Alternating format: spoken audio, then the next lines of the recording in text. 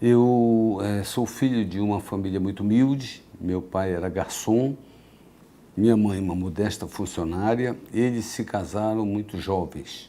Meu pai tinha 16 anos e minha mãe tinha 15 anos. Eram 70 anos atrás, eram tempos em que não se controlava a natalidade, e mesmo muito jovem, então acabou que eu nasci e logo em seguida vieram muitos irmãos. Nós éramos 8 irmãos, daí que a nossa vida foi de muita pobreza. Meu pai trabalhava de 6 da tarde às 6 da manhã e para criar 8 filhos.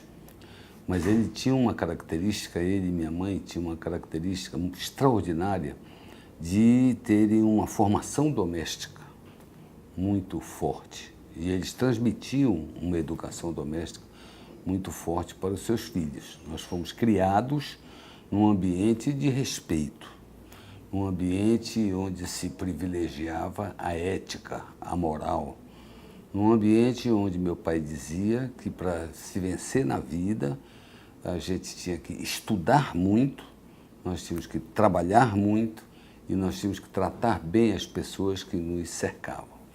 Daí que, com toda a dificuldade, pelo entusiasmo do meu pai e da minha mãe, eu acabei arranjando uma passagem na Força Aérea Brasileira, uma passagem gratuita, e me transferi para a cidade de Curitiba, capital do estado do Paraná, um estado muito progressista no sul do Brasil, e que tinha como característica o incentivo ao estudo universitário por jovens pobres como eu. Eles permitiam casas do estudante, onde a gente podia ter a alimentação, a acomodação, para que a gente pudesse estudar. Eu trabalhei durante toda a minha vida de meia-noite às 6 da manhã e estudava de 7 da manhã às 5 da tarde. Então era uma jornada de trabalho e de estudo bastante sofrida, mas que enriquecia a pessoa, porque eu percebia de que com isso eu estava conseguindo fazer meu curso superior.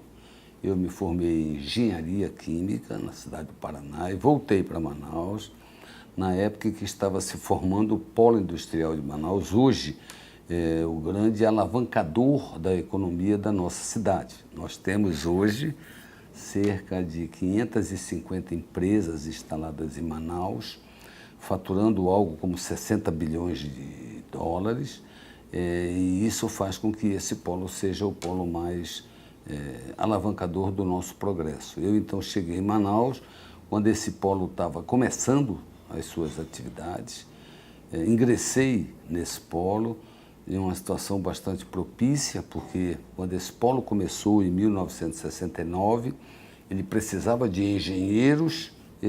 Manaus não tinha um curso de engenharia, então eles eram obrigados a trazer os engenheiros do sul do país. Em 1969, Manaus era uma cidade inóspita, nós não tínhamos tratamento d'água, nós não tínhamos eletricidade com frequência, a gente tinha muitas interrupções, nós não tínhamos bons hospitais, enfim, Manaus era uma cidade que apresentava uma série de dificuldades. De maneira que quando os engenheiros que vinham do sul chegavam aqui com as suas esposas e seus filhos, rapidamente um deles adoecia e havia aí o desejo da família de retornar à origem, no caso São Paulo ou qualquer outra grande cidade do sul, onde eles tinham mais condições. E eu era amazonense, formado numa boa escola, queria ficar em Manaus, completamente acostumado, já tinha tido todas as doenças tropicais que apavoram as pessoas nessa cidade, de maneira que eu era um engenheiro diferenciado, porque eu não tinha o problema de retornar para o sul, eu era um engenheiro que queria ficar aqui, e eu tinha sido ensinado pelo meu pai que para vencer na vida, você tinha que trabalhar muito. Então eu era uma pessoa que trabalhava 18 horas por dia, todos os sábados, todos os domingos, e aprendi na indústria que você tem que trabalhar focado em conseguir bons resultados. De maneira que eu era um engenheiro nativo daqui da terra, sem desejo de ir para o sul, muito trabalhador e focado nos resultados. Então eu era aquele profissional que as indústrias gostariam de ter, Consequentemente, a minha carreira, por conta dessas características, se desenvolveu muito. Como meu pai e minha mãe me ensinaram que a gente tinha que tratar bem as pessoas com quem a gente ia conviver, e eu sabia fazer isso na prática, eu tinha sido ensinado pelo meu pai e pela minha mãe, eu era uma pessoa muito benquista pela minha equipe. Rapidamente eu formava equipes fortes, equipes que queriam se dedicar ao trabalho, e isso também foi agregando expertise ao meu currículo e foi me permitindo crescer. Essa foi basicamente as características que me fizeram se desenvolver muito. Eu trabalhei numa indústria durante muitos anos, eu comecei nessa indústria, trabalhei 45 anos no mesmo grupo. Eu comecei nesse grupo como engenheiro iniciante, a gente chama aqui de engenheiro trainee, e terminei nesse grupo como presidente desse grupo. Eu trabalhei 45 anos e eu fui nomeado presidente na época em que, o presidente do grupo, na época em que o presidente Collor assumiu a presidência da República Brasileira. O presidente Collor tomou duas medidas de muito impacto na sociedade. A primeira delas, ele confiscou o dinheiro da população para poder diminuir a liquidez no mercado financeiro. As pessoas ficaram com apenas R$ 50 para se manter. Isso foi um trauma muito grande. E a segunda delas é que ele abriu a economia brasileira à importação de produtos estrangeiros que tinham muito mais recursos do que os produtos nacionais. Eles eram um design mais favorável, um design mais bonito, eles eram de qualidade superior. Então, praticamente, as empresas brasileiras quase foram à falência, porque elas não tinham um nível de produtividade e de qualidade satisfatório. A minha empresa, a empresa na qual eu trabalhava, foi designada, pertencia a um grupo americano, ela foi designada a ser fechada, e foi nessa ocasião que, pelo meu relacionamento com a equipe, eu fui convidado pelos acionistas americanos, cuja sede ficava em Chicago, a conduzir um processo de fechamento da empresa.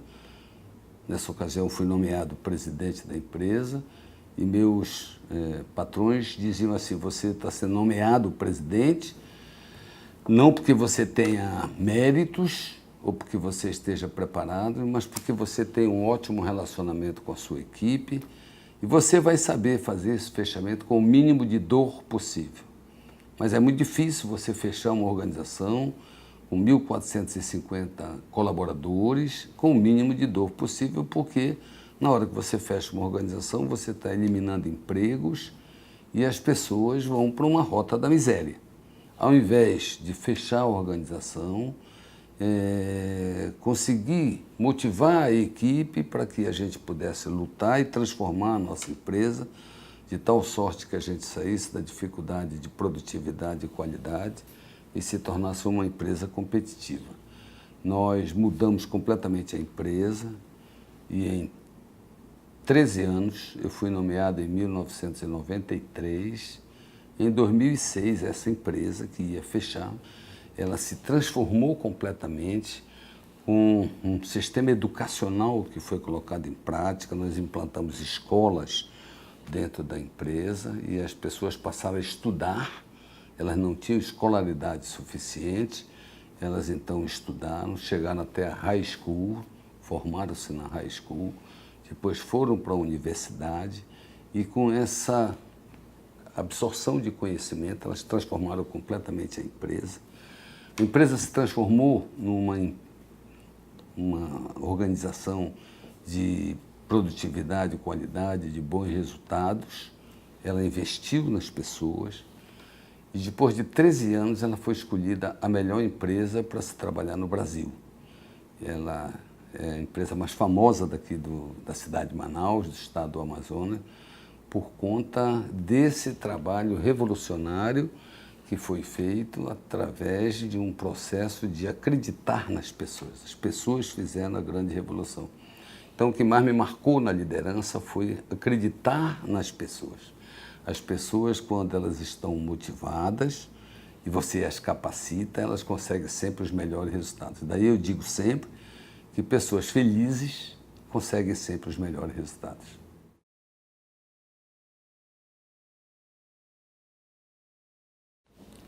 Eu trabalhei durante 45 anos na iniciativa privada. Lá eu tive experiências extraordinárias.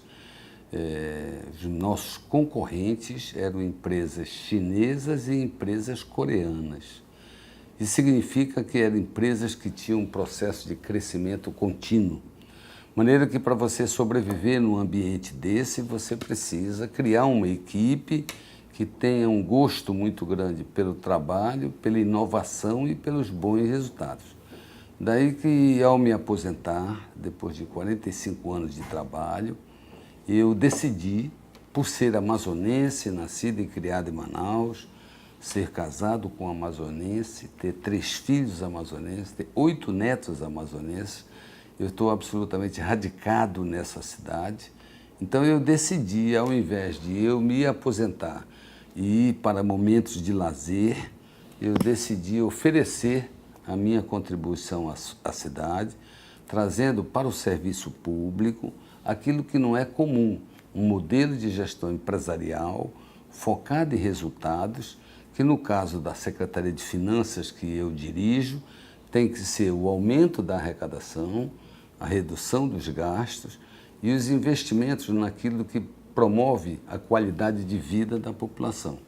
Então eu vim até aqui a Secretaria de Finanças, trouxe uma série de pessoas da minha equipe que também estavam se aposentando, somei com pessoas daqui, da casa, honradas, experientes, formamos um time muito forte, criamos um modelo de gestão baseado no Total Quality Control japonês, no TQC japonês, onde a gente determina, através de um planejamento estratégico simples, quais são as nossas metas, o uso de um método para atingir metas, esse método é o PDCA, um forte sistema de medição para saber se a gente está indo na direção correta e um trabalho muito interessante de energizar as pessoas para conseguir os bons resultados. Exatamente aquilo que a gente fez lá na indústria há muitos anos atrás. Isso não é comum no serviço público, num primeiro momento as pessoas estranham, as pessoas reagem, no serviço público as coisas são mais lentas, mas você, através de um intenso diálogo, muitas palestras, muitos workshops, você mostra para a equipe a realidade que nós estamos vivendo no nosso país e acaba que as pessoas despertam dentro delas a vontade de fazer. E hoje a gente vive aqui na Prefeitura de Manaus num momento de colheita de bons frutos em relação àquilo que a gente vem plantando.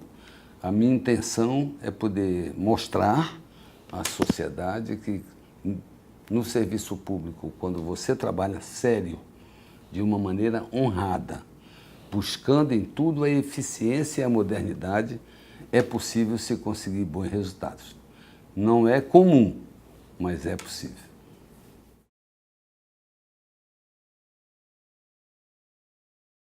O principal aprendizagem desse processo é você ter a segurança de que quando você consegue energizar as pessoas, você consegue chegar em todos os desafios que você coloca. Nós, na Masa da Amazônia, tínhamos uma empresa que ia fechar 13 anos depois. Essa empresa se tornou referência no Brasil. Essa empresa colocou tendências de gestão de pessoas que até hoje são praticadas. E eu fico muito feliz com esse desafio ao qual me propus agora de trazer para o serviço público esse modelo de gestão, porque nós estamos caminhando aqui na Secretaria de Finanças a ser, em dezembro de 2016, avaliado por ranking competente, uma das 5 secretarias de finanças mais eficientes do Brasil. Significa que todos os investimentos que nós estamos fazendo, em primeiro lugar, em pessoas, na motivação e na capacitação. Em segundo lugar, na criação de um hardware muito forte que permita você desenvolver sistemas informatizados os mais eficientes possíveis. E em terceiro lugar, no desenvolvimento desses sistemas eficientes. Para você fazer uma ideia, o hardware mais moderno que a gente encontrou aqui na Secretaria de Finanças, ele tem 17 anos.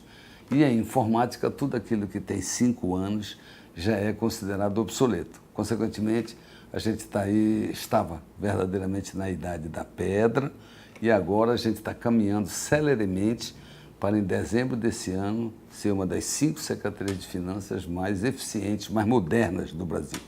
Você fazer uma ideia do que significa, caro amigo, nós, no início desse ano, estava no processo ainda de implantação de novas metodologias, apenas 1% da sociedade amazonense era atendida pela nossa secretaria por meios virtuais. Era necessário vir aqui, ficar numa fila, se aborrecer para esperar o atendimento. Hoje nós já somos 66% dos nossos processos são atendidos por vias virtuais. E a gente vai caminhar para que até o final do ano a gente tenha no mínimo 90% dos nossos processos. Então isso tudo dá uma gratificação, é muito gostoso, né? Você perceber que você está sendo útil para a sociedade.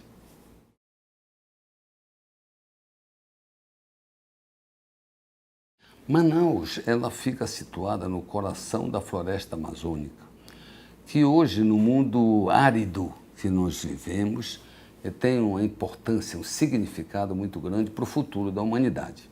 Aqui nós temos a maior floresta em pé do mundo, nós temos um dos maiores rios de água doce perene do mundo. Consequentemente, a gente tem aqui um ambiente bastante exótico e muito bonito. Nós já temos aqui um polo industrial muito desenvolvido. Eu penso que hoje já não existe tantos espaços, porque eles já estão bastante preenchidos. Mas nós temos aqui uma vocação muito grande para o turismo. Nós estamos no coração da floresta amazônica e o coração da floresta amazônica é um dos 5 locais do mundo mais falados, que mais se deseja visitar. Eu penso que a grande vocação dessa região é o turismo. Nós precisamos, nós amazonenses, cada vez mais nos capacitarmos nas questões relativas ao turismo para que a gente possa receber os empreendedores. No caso dos europeus, por exemplo, há uma quantidade muito grande de investimentos feitos no Nordeste, sobretudo em hotelaria, em empresas de turismo, por empresários portugueses, por empresários espanhóis, por empresários da Europa de uma maneira geral, e que tem sido extremamente vantajoso. Eu penso que a grande vocação daqui da nossa floresta amazônica era fazer parte desse pool. Um turista europeu passa pelo Nordeste, conhece aquelas praias maravilhosas e depois vem no coração da floresta amazônica ver como é que a gente vive, como é a natureza agreste, como é que anda aquela terra que é considerada o pulmão da humanidade. Eu penso que o melhor negócio hoje para Manaus é na área de turismo.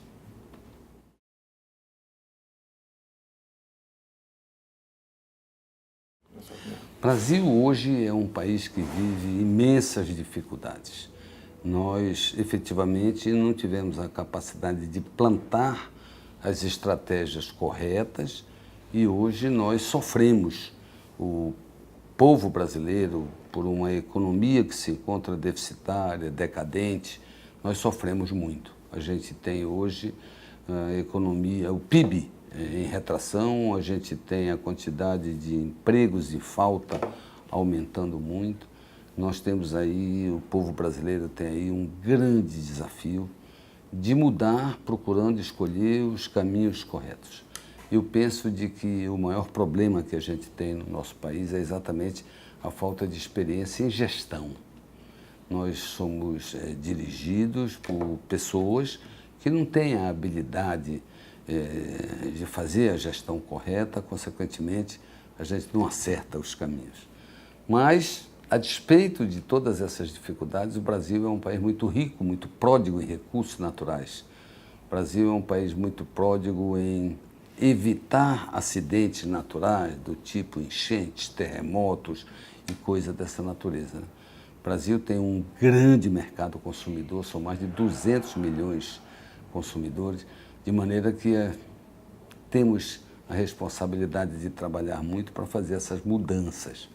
Nós aqui em Manaus estamos procurando com o exemplo de um trabalho correto, dedicado, visionário, mas focado em resultados, estamos procurando contribuir, mostrando ao país alguns exemplos de que é possível nós nos tornarmos um país do primeiro mundo, como sempre se fala, mas que dificilmente, desgraçadamente, ainda não encontramos o caminho.